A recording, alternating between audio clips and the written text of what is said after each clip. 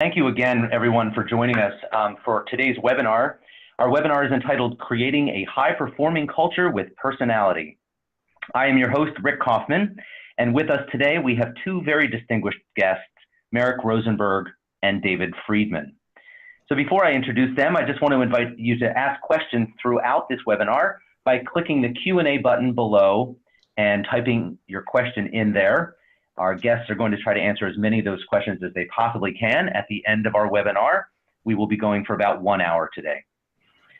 So let's get started. First up, we have Merrick Rosenberg. Merrick co-founded Team Builders Plus in 1991 and Take Flight Learning in 2012. He's the author of Taking Flight and The Chameleon, and he has reinvented how people learn about themselves and the people in their lives. His work with the personality styles has led him to be recognized as the CEO of the Year for the state of New Jersey, and while his company, Take Flight Learning, has been selected as the New Jersey Business of the Year. His organization has repeatedly been named one of the fastest growing companies and best places to work in the Philadelphia area, and Merrick has worked with more than half of the Fortune 100 companies in the US and around the world. Welcome, Merrick. Hi there, Rick. I am ready to go. Great to have you with us. Also with us today, we have David Friedman. David is the founder and CEO of High Performing Culture. He's also the former president of RSI, an award-winning employee benefits brokerage and consulting firm here in the Philadelphia area. Under David's guidance, RSI grew to become one of the largest and most successful independently owned agencies in the country. David has written several books about culture, including Fundamentally Different and Culture by Design, which is based on the insights he learned and taught throughout his leadership career. Welcome, David. Thanks, Rick. Great to be with you. Great to have you with us. So you can hear, everyone, in Merrick and David's backgrounds that Merrick is an expert in the personality styles, while David is an expert in creating corporate culture. And that's what brings both of them together here today. So David, let's start with you. Let's just start right at the top and ask that big question. According to you, what is culture? Yeah, Rick, to me, culture, it's an interesting word because it's used so often, and for so many people, it becomes such an amorphous, nebulous thing.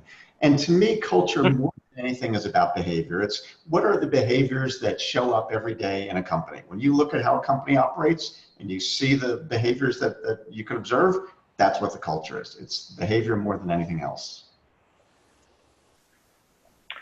Very good. Well, and I know you've worked with so many CEOs. I think you mentioned 3,500 at last count. Yes. Across the US. I mean, do they get it? Do CEOs kind of see the link between the importance of culture and the bottom line in their organizations? You know, it's interesting, Rick. This is changing a lot. And so I would say 5 or 10 years ago, and I'm sure the listeners to this webinar know this, that 5 or 10 years ago, you didn't hear as much talk about culture. It was a little bit of a, touchy-feely HR kind of topic for people. But these days, you can hardly open up a business newspaper or magazine, even a sports magazine, without there being some article about organizational culture. It's everywhere. When I speak to groups of CEOs, and I'll ask them about, so this whole culture thing, like, who cares? Why should we even be talking about it? And you should see how animated they get. They'll get almost indignant. This is really important. And they talk about all the reasons why it's so critical to hiring the best people, retaining people. It's a big part of the competitive advantage in a commoditized world. I mean, they get that this is really big. The problem is we all understand how important it is, but nobody seems to know, well, what the heck do you do about it? And that's really what I help teach them is, okay, yeah, we know it's important. What do you do about it? How do you make it happen in an intentional and systematic way instead of just hoping you get a good culture? Very good. And you've answered part of my next question, and that is, culture doesn't just evolve organically, is my guess, right? It doesn't just kind of happen. So, would you say that most, some, where would you place maybe as a percentage or just some anecdote about kind of how many organizations kind of consciously create culture and how many just are still in that mode of letting it just kind of happen? I would say, so first thing I would say, Rick, is that when you say that, does culture just happen? It does happen. So, absent us doing something about it very intentionally, it's going to happen anyway. I mean, so, and the point is, if we understand how important it is, why would I want to leave that to chance? There's a graphic here on the screen that people can see where I'll do this little sort of question thing with a group of CEOs, and I'll ask them, so how important is culture to the bottom line on a 1 to 5 scale, with 1 being it's not that big a deal and 5 being no, it's a really big deal, and this stuff really, it affects the bottom line. And I'll go around the room and I'll ask people, and most CEOs will give it a 4 or 5. Sometimes I'll get somebody gives it like an 8 on a 1 to 5 scale. So they get that it's really important. Typically the average is about 4.8. And then I do this thing where I say, okay, so we all understand this is a really important aspect of the bottom line, or an important impact to the bottom line. And then I ask them this, I'll say, so how many of you in the audience, and those listening can do this themselves, how many of you in the audience have some sort of a written, documented strategic plan that identifies this year's goals and priorities, initiatives? What do you need to accomplish this year? And 80, 90% of them will raise their hand. And then I ask them, so how many of you have a documented sales plan for how you're going to hit your sales numbers, how you're going to get to your quota this year? And most of them do that. And they obviously all have some sort of a financial plan, a forecast, a budget. They're not working without that. And then I ask them the big question, so how many of you have some formal documented culture plan? And as you see in the graphic, it's less than 10%. And I say to them, so let me see if I get this straight. You just told me that this was like a 4 or 5 in terms of its impact on your bottom line, and most companies are just winging it, hoping it's going to work out okay. And which is, I say that sometimes it's like, imagine if we took our finances and said, that budget, that forecast, we don't need that. That's just overrated. And if we didn't have a budget or a forecast, that doesn't mean we wouldn't still be trying to bring in as much money as we could. Of course we'd do that. And it doesn't mean we wouldn't be trying to manage our expenses. Of course we'd do that. But our chances of hitting our number would be a whole lot less if we had no plan than if we were operating under a formal plan. Well, the same is true of our culture. That if this is so important to our bottom line, why would I want to just leave that to chance instead of formally doing it? And an important point to understand here, Rick, for your listeners, is that if we don't purposely create and systematically drive the culture we want, typically, and this ties to some of Merrick's work on personality, typically the culture in a group of people is going to be mostly influenced by the strongest personalities in the group, for better or worse. And if those people are really positive, enthusiastic, hardworking, fantastic rock star kind of employees, this will be great. Everything will work out fine. We don't have to worry about it.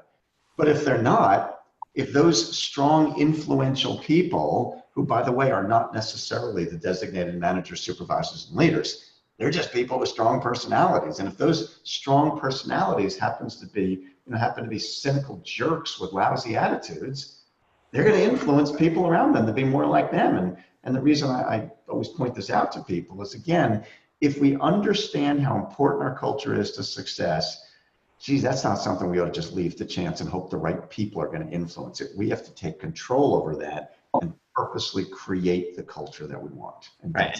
And imagine that the strategic plan and the sales plan that you would create if you took control of your culture plan. I'll never forget, I was working with an organization, this was years ago, and I was working with the senior leadership team, and we had done an organizational climate survey. It's a mid-sized firm, about 300 people, and what was fascinating about it was there, on a scale of 1 to 10, scores based on things like trust and open communication were like 2s, 3s, and 4s out of 10. And their CFO looked at me, and he didn't physically stand up, but it was as if he stood up and he looked at me and he goes, all right. I hear what you're saying about all this trust stuff and communication stuff, but I got to tell you, we hit our goals every single quarter. And I just turned to him and I looked to him and I said, look, I believe that you are hitting the goals that you are setting. Think about that, right? It's like, you're hitting the goals you're setting, but what goals would you be setting if you intentionally created a positive and engaging and purposeful culture? I mean, it'd be completely different. Oh, yeah. Yeah, there's a lot of your listeners probably are big fans of Patrick Lencioni and his work. And in his book, The Advantage, he talks about how he talks about how in order to be successful, you have to have two things. He calls it, you have to be smart and you have to be healthy. And healthy, of course, is having a highly effective group of people. And smart is the typical business things like the CFO that you're talking about are thinking about. We have to have good finance and operations and sales and marketing and all that stuff. And he says that in his study of some of the biggest, most successful companies in the world, that of the two, and they're both required smart and healthy, he says that by far the health of the organization is the far bigger contributor to the success of the organization. And the reason he says that is he says that the health of the organization operates as like a multiplier effect, that for whatever level of strategy and product and service you have, you're only going so far as your people are going to take you. If you've got a screwed up, dysfunctional group of people in how they operate together, like the one that you're describing, they don't have the trust, they don't have the communication. If they're a dysfunctional group of people, you could have the most brilliant strategy in the world and you're not going very far. And conversely, to your point, if you've got a highly functioning group of people, you could take that strategy and go 2, 3, 4, 5, 10 times as far because it's the people who are driving it. And that's the point that people are starting to wake up to. That's fantastic from both of you, and great conversation here. Merrick, I'd love to hear from you about personality and culture. I think we're seeing already how important culture is, and to be strategic about that. Talk to us a little bit about your work with personality styles and how that plays into creating a culture. Sure. I'll walk you through real quickly in a moment. I'll give you the 4 styles. But before we even do that, I'll just give you a foundation here of how style impacts culture. And to David's point, the strongest personalities are often those who lead the culture. And what I always tell, when I'm tell managers and leaders, is I always tell them, look, if you're not aware of your behaviors, then you're destined to create a culture in which you are going to thrive, as opposed to an environment in which your people will thrive. In other words, managers unconsciously create a culture for themselves. They aren't really thinking about their people. They're creating a culture that they would find engaging, as opposed to an environment that would really motivate and engage their people. So real quickly, I'll give you a crash course on the 4 styles, and then I'll show you how this can be playing out. So we've got eagles. You can probably, if you picture the eagle style, eagles are dominant. They are assertive, bottom line, direct, decisive. They focus on results. We've got parrots. Parrots are fun. They're social. They're enthusiastic. They're motivational. They're upbeat and positive. We've got doves. And doves are harmonious. They just want people to get along. They're helpful, they're good listeners, they're consistent and reliable. And then we've got owls. They are logical and analytical and detail-oriented. They have a plan. If they're going to do it, they're going to do it right. And so you think about the 4 birds, and I'll give you an example of how we create an environment in which we ourselves will thrive. So imagine an owl manager. And think about the environment that an owl manager creates. So Rick, I'll ask you a question here. Can you imagine the owl environment, an owl manager? What do you think the kind of culture they're going to create? Would you imagine that they create a very structured, process-oriented, detail-focused with timelines and milestones and systems and processes? What do you think? Absolutely, yeah. Right, because that's what they need. That's what they create. They impose their style on others. But imagine if that owl is creating a culture for an entire team of parrots. How would those parrots feel?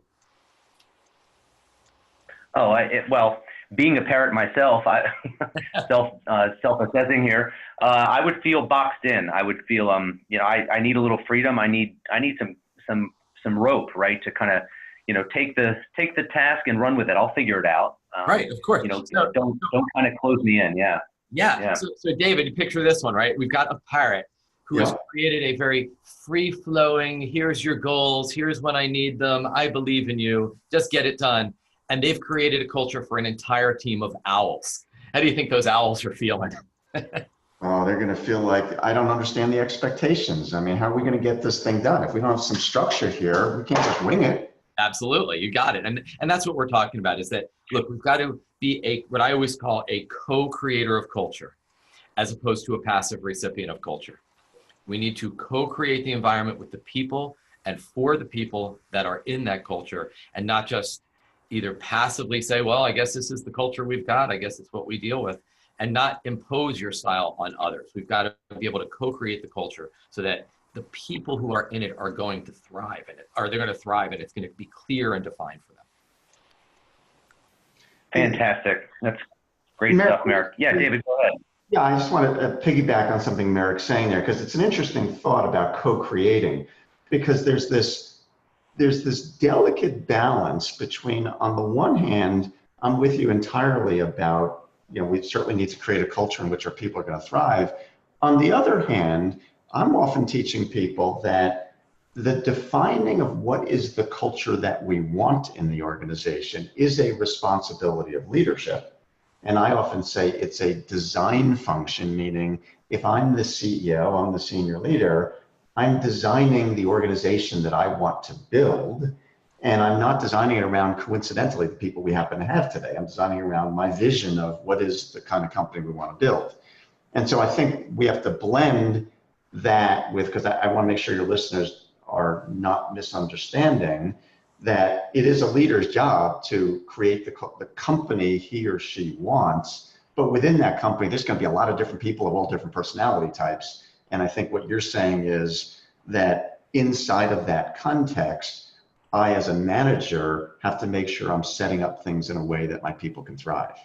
Oh, absolutely. And that's exactly right. It's that, you create the culture that you want to create, but you have to consider the people who you have, and we'll talk about this in a few minutes. I know we're going to talk about some of the fundamentals. We'll get into that in a little while, but we'll take even a specific fundamental, a way in which you're going to live your culture. And I'll show you how to live that fundamental with all four styles. That if you can create your culture so that everyone can thrive, you've created a place where people can be successful. And yes. But it is ultimately, look, you've got leadership who has to define the culture. And I would say sometimes there are people who don't fit in. They may not be a good cultural fit. And sometimes maybe that's okay. Sometimes they may just not fit into that culture, but they will fit somewhere else. And that's all right too. But if it's having a clear vision of what you want to create for your people. Yes. Excellent.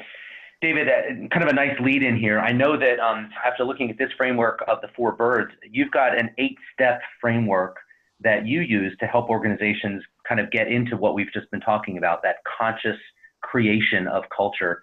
Can you tell us about that? Yeah, so let me give you kind of the quick overview of that. So yes, similar to Merrick's approach, that there's an 8-step framework we use that organizes the steps or the roadmap that it takes to really purposely create, and not just create, but drive a culture through the organization. And I should make just a brief side comment here, that one of the reasons this is so important is that as a company grows, when a company is really small, it could get away with, to a certain degree, not being so intentional. I've got 25 employees and I'm the CEO and everybody sees me every day, and my example can sometimes be enough to carry the day, even if I haven't been that overt or explicit or clear about my teaching of it. But as a company grows and it goes from 25 to 50 to 100 to 200, or it has multiple locations, or perhaps maybe even makes an acquisition or two, if we haven't found some way to really, I sometimes use the word institutionalize the culture, to hardwire it throughout the organization, as the company grows and expands, we can tend to lose or get diluted that culture that we really want. So this 8-step framework that you're looking at is the way that I organize the steps that it takes to do that. And so I'll just quickly go through these 8 steps, but I want to say that the 2 steps that are in the middle of this diagram, the circle, are the biggest drivers. And I'll sort of touch on all of them, come back to those. So the first thing we have to do is define what is the culture that we want to create. And I take a very behavioral approach to that. And I'll come back and explain that in a moment. The second step is to create what I call rituals, which are standard things that we do, ways that we practice things over and over and over again in order for these behaviors, this culture, to really become embedded in the organization. And I'm going to come back and talk a little bit more about those 2 steps, because they really drive 80 or 90% of it. The other 6 steps, very briefly, are, well, you got to pick the right people to be on the team. As Merrick was just alluding to, some people just aren't going to be a fit in this culture. We got to pick the right people. Step 4, I call integration, which is how do we take the people we just hired and how do we integrate them into the organization? It's what some companies call onboarding. I call it integration because it's more of an assimilation word. The 5th step in the framework is how do we make sure that we're communicating everywhere in the organization all about the culture? The 6th step is how do we use the language of the culture in our day-to-day coaching with our people? We could put up, nice signs on the wall, but we got to be using that language. We have to teach everyday situations are arising that give us opportunities to coach our people and to help them see the relevance of the culture in that coaching. The 7th step, of course, is the leadership example. We could put all the beautiful signs on the wall that we want, but at the end of the day, if we as leaders aren't demonstrating the culture, it doesn't have a lot of authenticity or a lot of credibility. So we got to be great examples of it. And the 8th step is how we drive accountability and make sure that we're showing people that we're serious. And we can do that by putting it in performance reviews, by doing surveys, all kinds of ways that we can create accountability. So this is the overall framework, but the 2 things in the middle are really what drive 90% of the impact. The first is this idea of how we go about defining exactly what we want the culture to be. And I depart from most of the world in this, in that most of the world loves to talk about their core values. And core values sound great, but my experience is that while they look good on the wall, they tend to be pretty abstract and very difficult to operationalize. I make a really big deal about the difference between what I call values and what I call behaviors. So a value is an abstract concept: quality, teamwork, loyalty, respect. A behavior is an action. It's something I can see people doing. Honor commitments, practice blameless problem solving, be a fanatic about response time, get clear on expectations. These are actions, these are things that you do. So a behavior is an action, a value is an abstract concept. The reason this distinction is so important is, again, because values tend to be so abstract, they're very difficult to operationalize. They mean too many different things to too many different people. A behavior, because it's more action-oriented, is easier to teach and coach and guide and give people feedback about. It's easier to operationalize. So the first step is to define the culture that you want in terms of the specific behaviors that drive success. And I give those behaviors a name. I call them fundamentals because I think they're fundamental to success. The second step is really how we operationalize this, and I call it creating rituals. A ritual is some behavior that we do over and over and over again. You go to a ball game and we do the national anthem. When we were kids in school, we used to say the Pledge of Allegiance each day, or some people before a meal, they may say a prayer. It's a ritual, it's just one of the things we do. The reason that rituals are so important is that most people, and by extension, most organizations, aren't very good at sticking with things. We come up with great ideas and great initiatives, and then we get really busy and it all falls by the wayside and becomes the flavor of the month.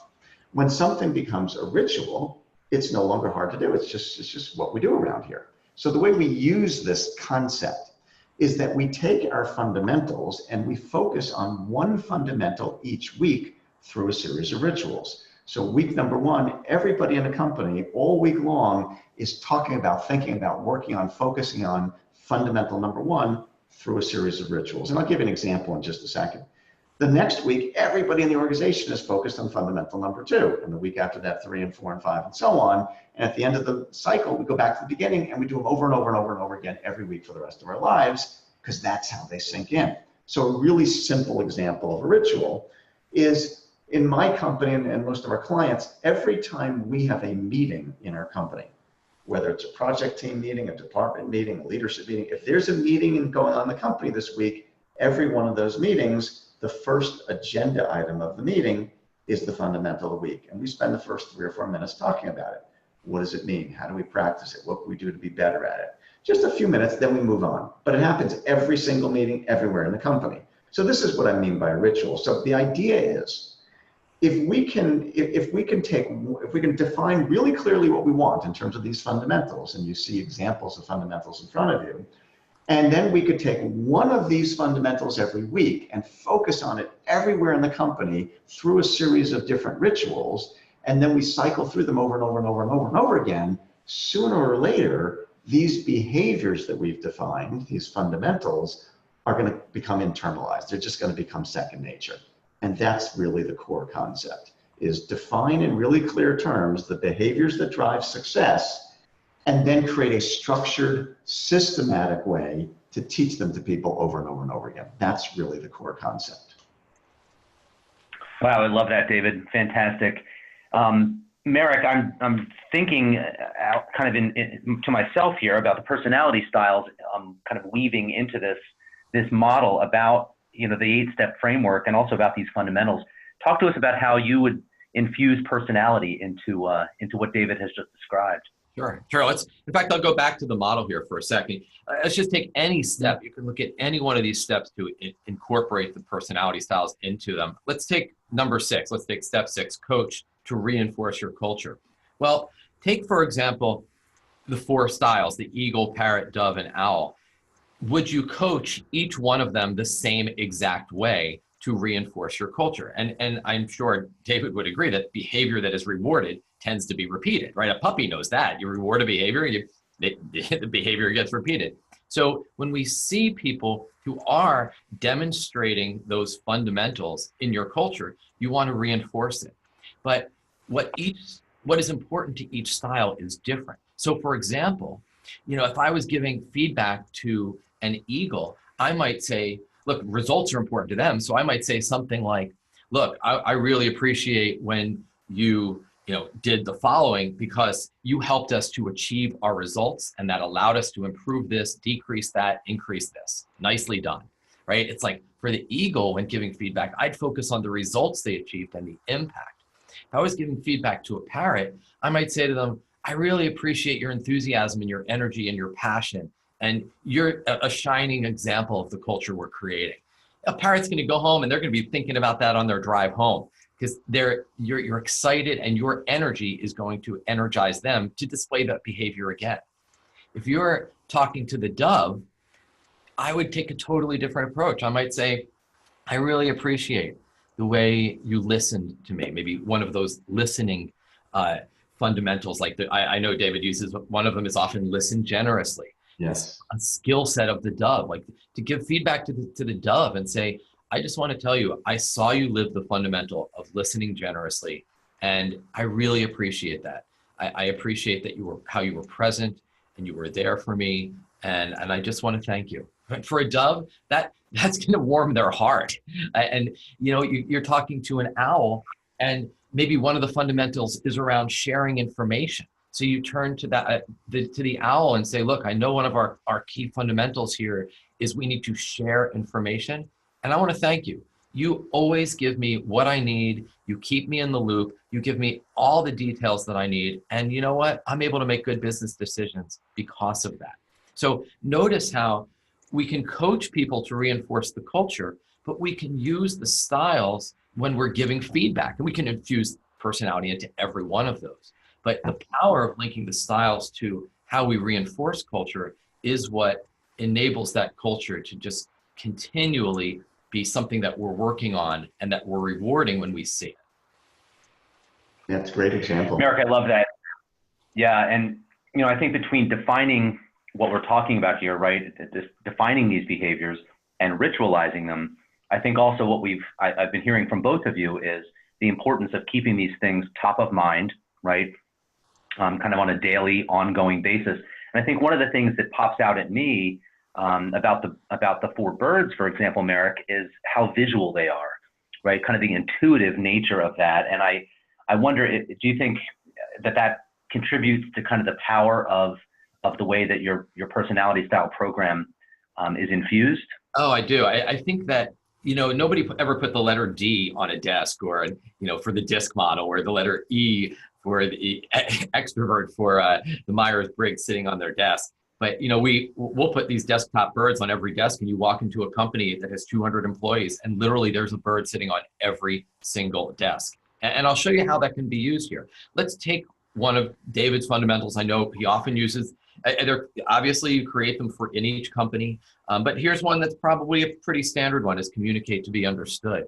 Well, think about how you would have to communicate to an eagle versus a parrot, a dove, or an owl. You walk into an eagle's office and you see a 6-inch desktop bird. Eagle is looking at you.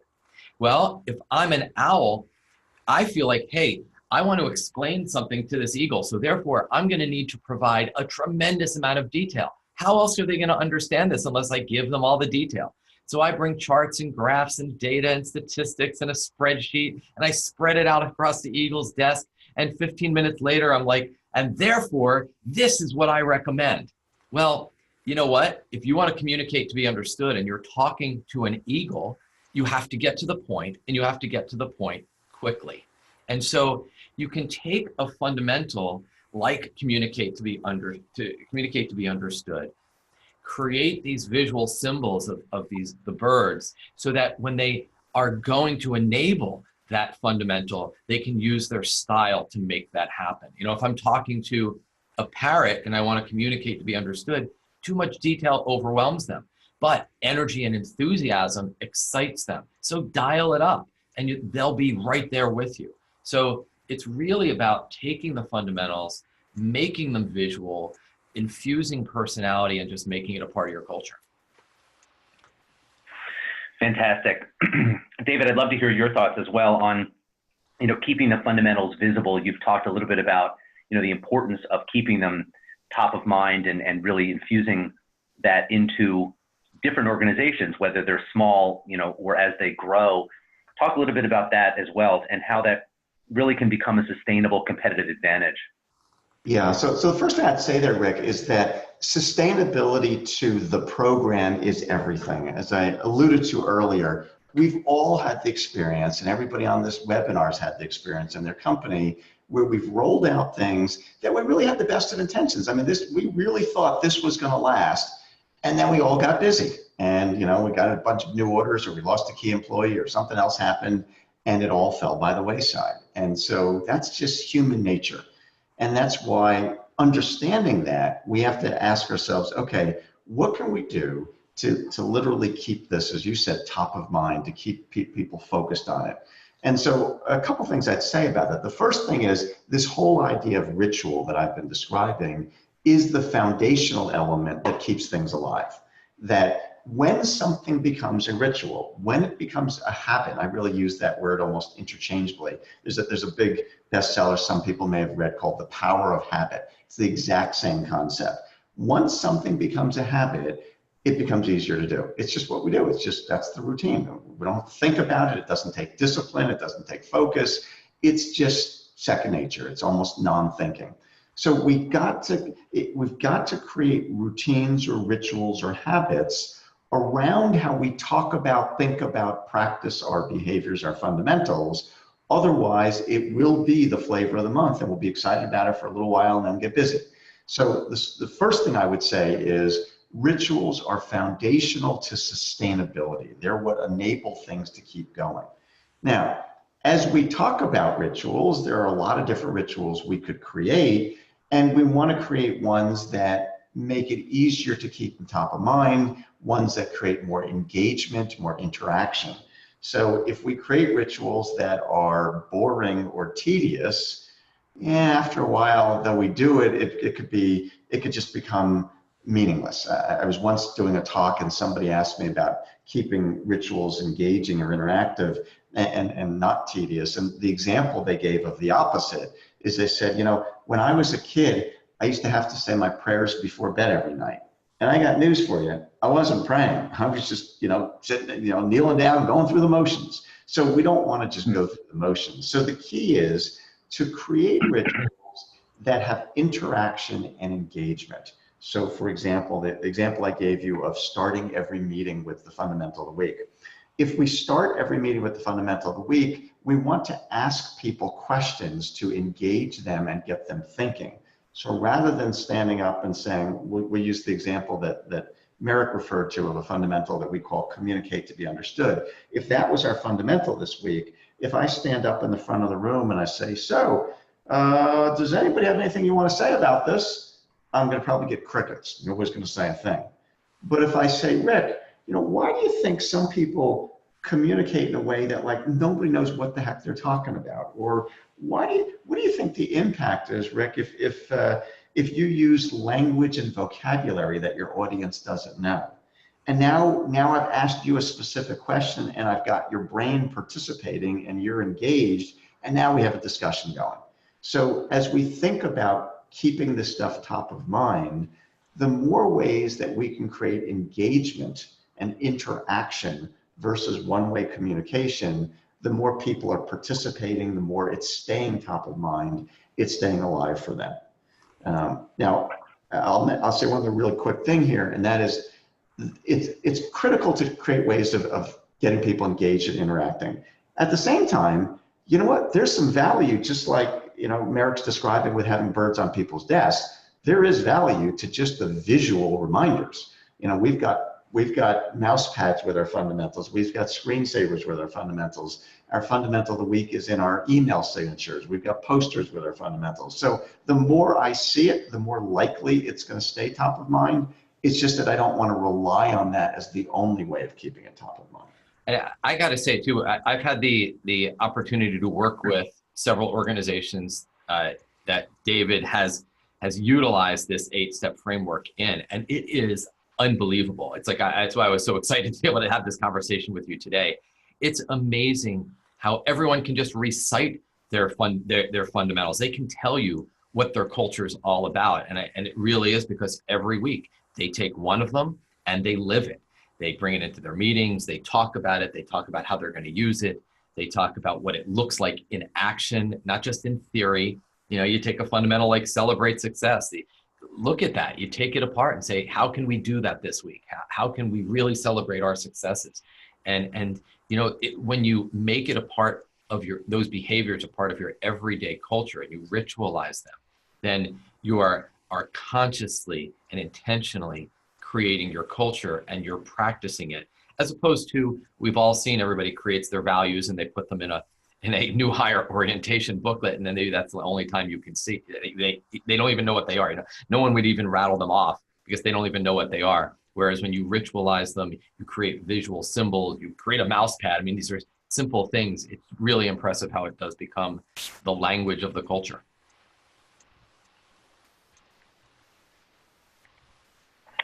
Merrick, thanks for that. And you're leading right into another question that I had for you, and that is, a lot of personality style programs are very popular, but I think one of the knocks against them sometimes is that they tend to kind of be one and done.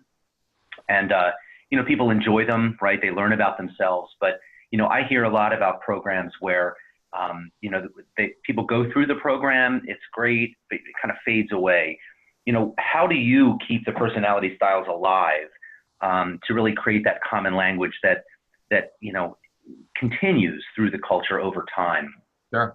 And we'll go back in a second. I want to give David a chance to talk about culture-wise, which is I won't steal his thunder, but I love what he's done to make it a part of the system here. But Sure. Personality, I'll tell you what we've done is that the problem with personality styles is that it is often a one and done. It's kind of like DISC. Oh, we did that.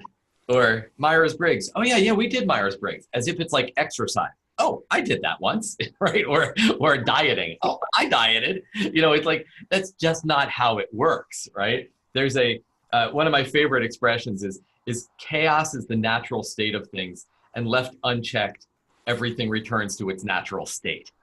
You can't just do it once and be like, oh, we did it. It's done.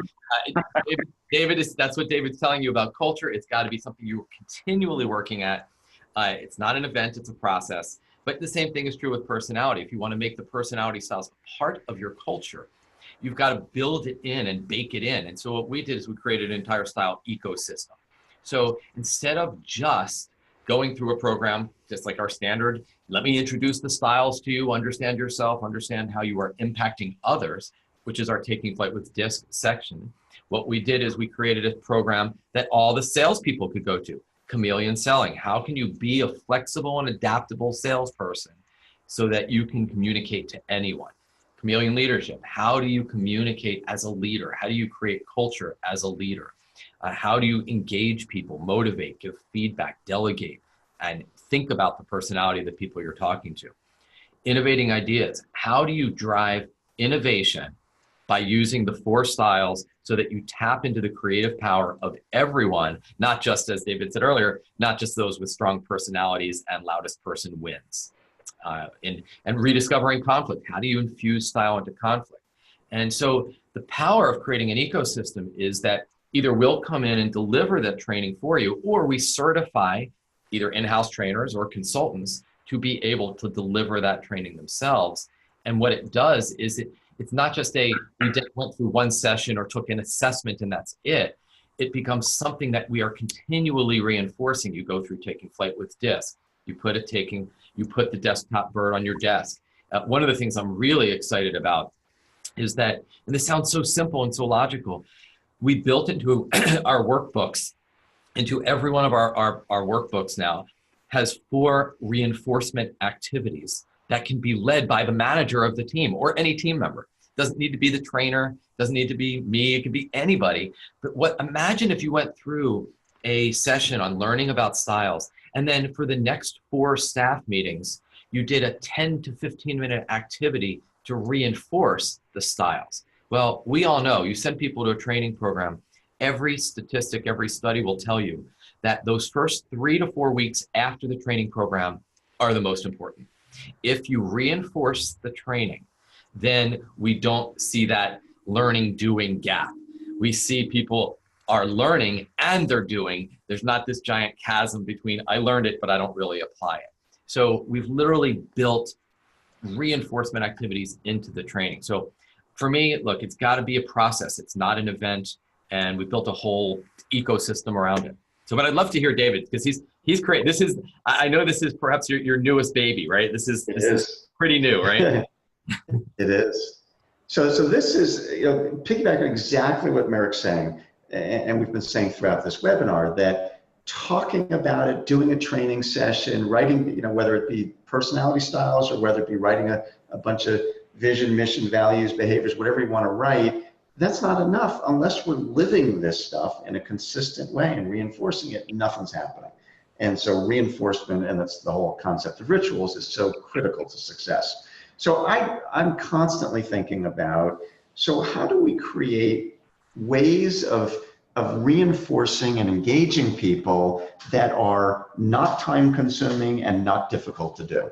Because anything that's too hard to do, it's going to fall by the wayside. How many times have we all created newsletters in our companies? And for the first 3, issues, everybody's all excited, and then, the next issue is like, well, who's got time to write that article? And then we all forget about it.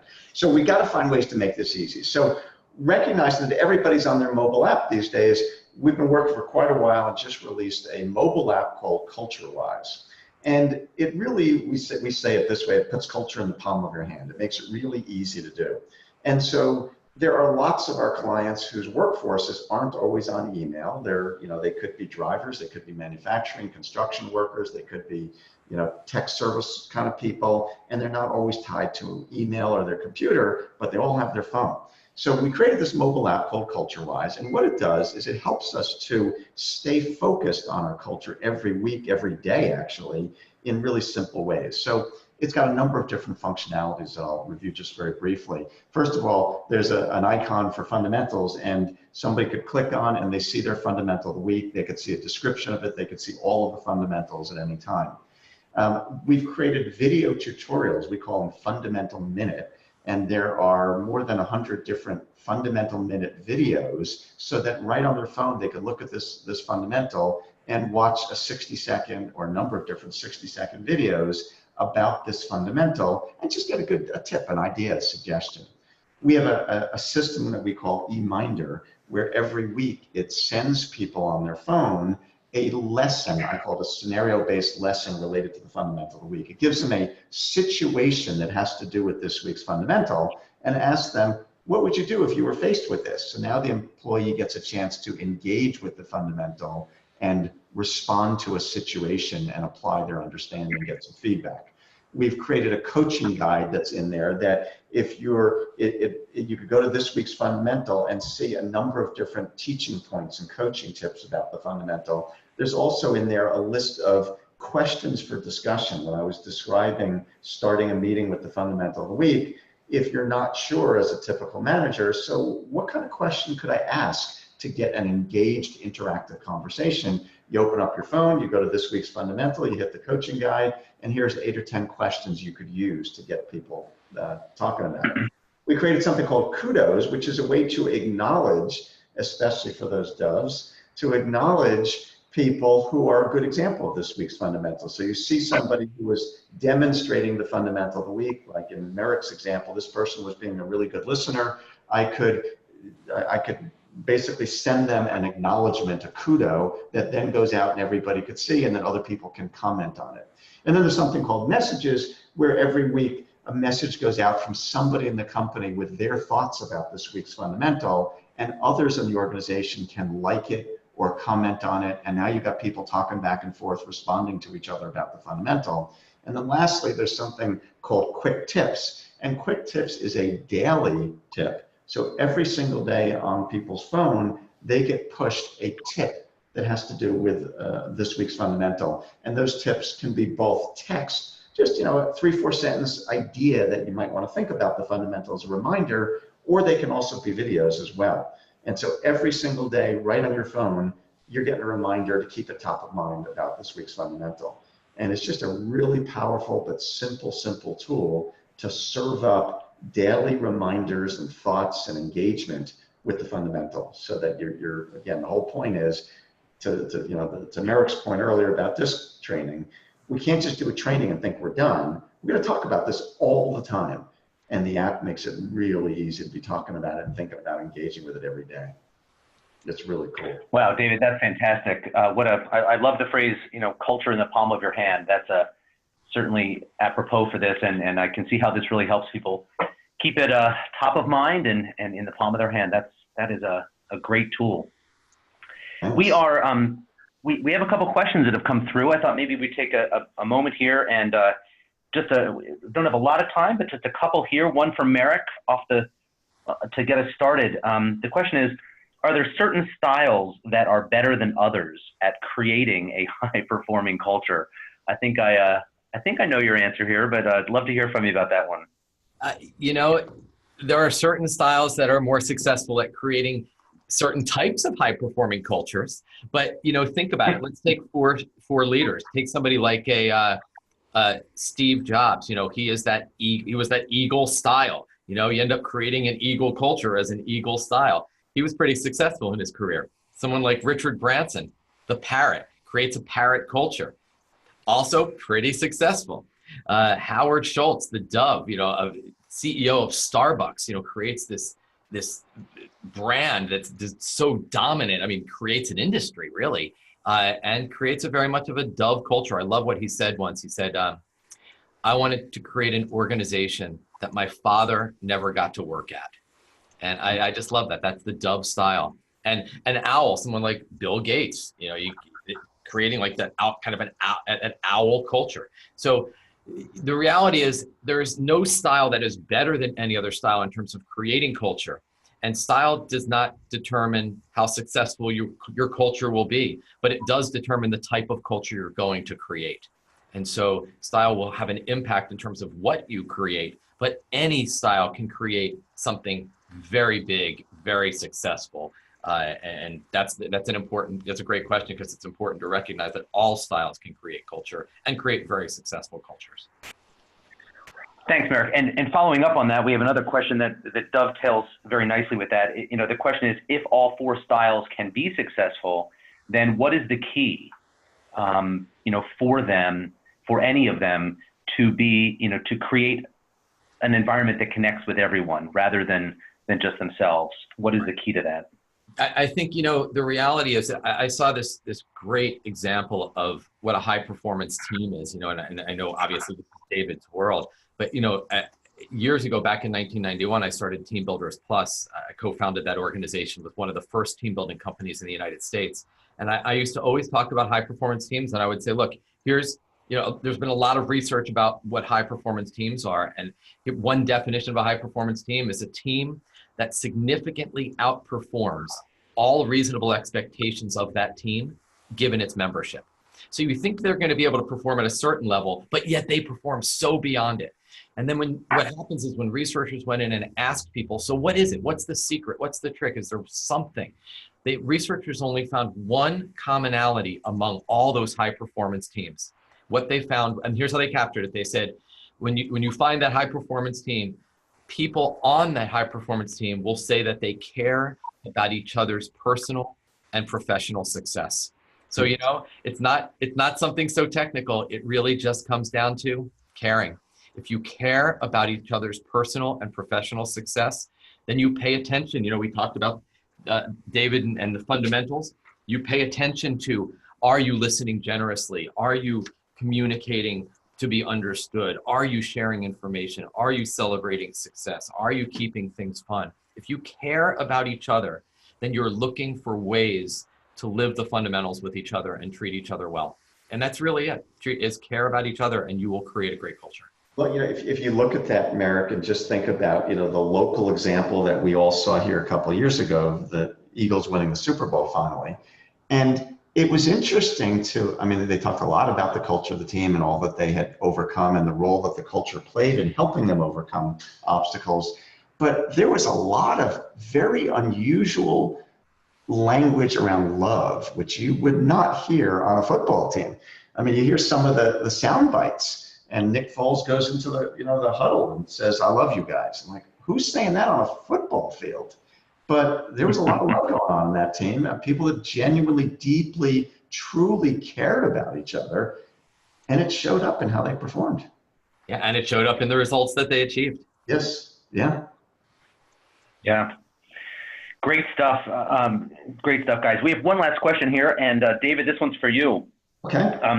The question kind of goes back to steps 1 and 2 in your fundamentals, the define and the ritualize. First of all, the question is kind of, and I'll weave 2 questions together here, just in the interest of time.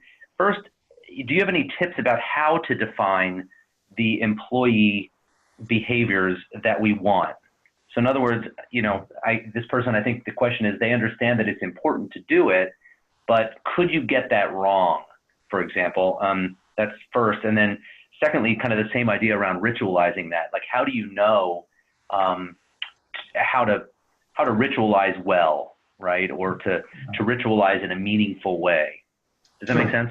Yeah, it does. So let me start. I'll start with the ritualized question. I'll go back to the defining question. So I would say that the most important element in creating rituals is to first look for what rituals already exist in your company and look for ways to take advantage of or leverage those existing rituals. So for example, in my company, I did not say to my people, let's start a new meeting where we could all talk about the fundamental, because they would have said, oh, with everything else on our plate, who's got time for more meetings? I didn't do that. I said, this is easy. Let's just take a few minutes of the meeting you're already sitting in. This doesn't take any shit. You're already there. It's a piece of cake. We'll just take a few minutes and talk about the fundamental.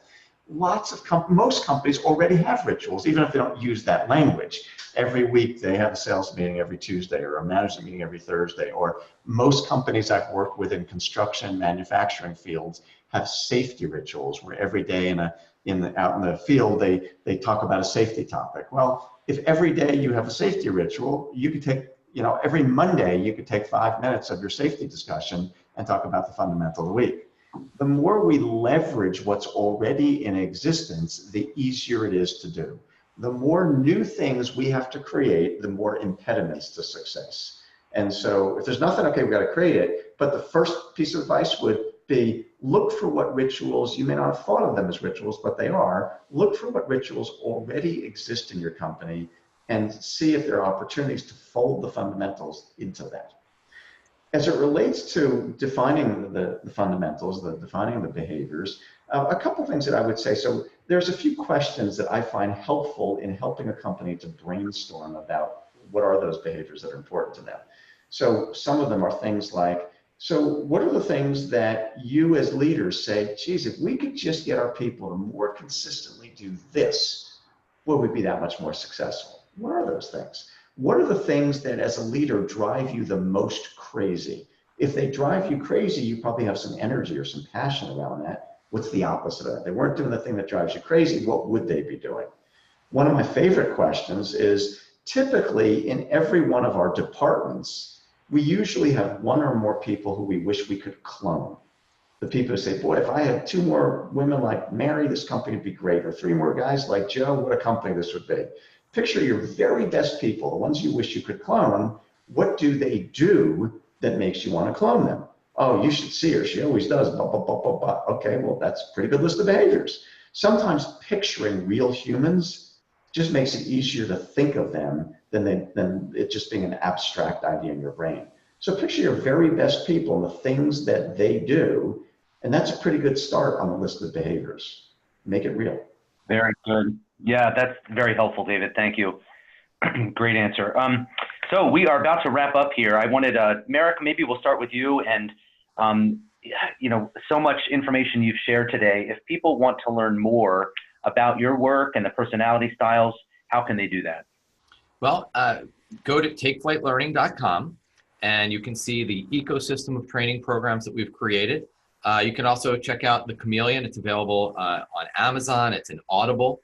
And in fact, if you would like to take a complimentary assessment, we'll follow up this webinar and we'll send you a link so that you can check out our Taking Flight with DISC profile. I think what you will find is that it's what we hear every day of the week, that this is hands down the most beautiful and well-written personality type assessment that they've ever seen. And we'd love to put it in your hands and show you what we're talking about. So we'll send you a link, check it out, and we'll even be glad to walk you through it and tell you all about it. Fantastic. What a nice gift. David, same question. How can folks follow up with you and learn more about the things you've shared with us today as well? Yeah, very simple, very similar to Merrick's comment. So my email, you can see our website has a lot of simple videos and descriptions. I try to keep everything very simple. So a lot of good information there. My last book, Culture by Design, both my books are on Amazon, but Culture by Design would be a great simple explanation of all that we've talked about in more depth. And it's like Merrick's books are available on Amazon in all its forms: hardcover, ebook, audiobook, and paperback. And the audiobook is on Audible, Apple, and Audible, iTunes, and Amazon. So all places that you can get it. I'd also say that something I created a few months ago that has been really helpful for people is Merrick and I both do a lot of speaking around the country, and people come away and they say, well, that was really great, I love that, but how do I explain this to somebody who wasn't here today? Or how do I explain these concepts that you guys talked about, and without listening to a 1-hour webinar or a 3-hour program or something else? And so I created a very simple 12-minute video that condenses the entire concepts that we talked about today, at least from my perspective, into one simple 12-minute video. And it's been very useful for leadership teams. And so any of your listeners, if they would like to get that video, just shoot me an email at the email that's on the screen here, david@highperformingculture.com. Shoot me a quick email and just say 12-minute video, and I will send you a link to that 12-minute video. But it's just a great one to share with a leadership team to get everybody on the same page. Fantastic. Thank you both. I want to thank both of you, David and Merrick, for your time today. This has been very, very helpful, I think, to see how what each of you does kind of complements one another. And you're both speaking the same language. You're coming at it from very different perspectives in some ways, but so many similarities here. And I hope this has been helpful to all of you who tuned in today as well. I want to thank you for joining us. As Merrick mentioned, we will be following up with you and sending you a link to take the Taking Flight with DISC assessment. And if you have any follow-up questions, please let us know. We'd be happy to respond to those. So I hope you all enjoyed creating a high-performing culture with personality today, and we wish you all the best. Thank you. Thank you. Thank you.